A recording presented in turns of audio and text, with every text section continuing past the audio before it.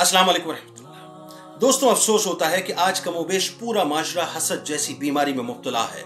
अपनी नेमतों को हकीर समझना, अल्लाह के फैसलों पर नाराज होना, उसकी तकसीम पर नाखुश होना, किसी दूसरे की खुशहाली पर जलना और तमन्ना करना कि उसकी नेमतें छिन जाएं और छिनने के बाद मुझे मिल जाएं, और उसके हुसूल के लिए किसी भी घटिया तरीन हद तक चले जाना, यह हसद की बदतरीन शक्ल है। इसीलिए सूरह फलक में वमिन शर्रि हासिदिन इज़ा हसद की तालीम देकर यह बतला दिया कि हासिद की शर से पनाह मांगो जब वो हसद करने लगे। हदीस शरीफ में आता है कि कुल्लु ज़ी नेमतिन महसूदुन, हर ज़ी नेमत हसद किया जाता है।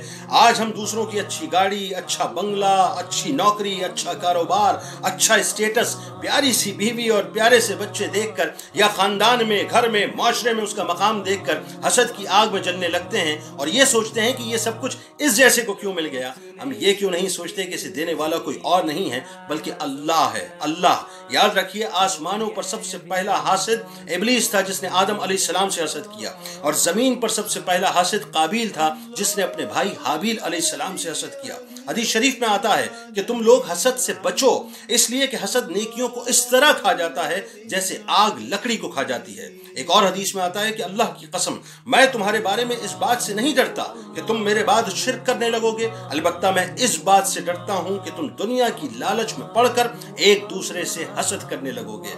एक और हदीस में आता है कि किसी बंदे के दिल में ईमान और हसद जमा नहीं हो सकते, लिहाजा हसद ना कीजिए, शुक्र कीजिए। इस वीडियो को जरूर शेयर कीजिए। अस्सलाम वालेकुम।